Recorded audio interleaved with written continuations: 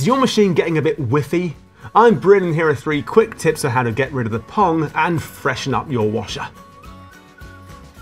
Number 1, look after your detergent drawer. Leftover detergent and fabric softener can build up in the drawer, and it's the bacteria in this sludge that can cause those nasty odours, and that's not something you want to wash your Sunday best in. Now, typically there are 2 types of drawer, one that swing open like this and the other sort that slides straight out. To remove the drawer, all you have to do is open it fully and then lift it over the plastic catch, and out it comes. Give the drawer a good clean in warm soapy water. An old toothbrush is a great way to clear the drawer of any mould.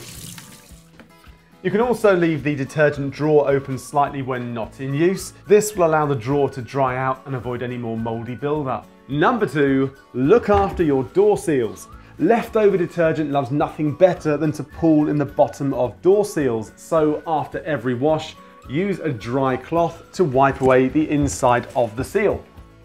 Just like the detergent drawer, you can leave the washer door open slightly just to help keep things dry.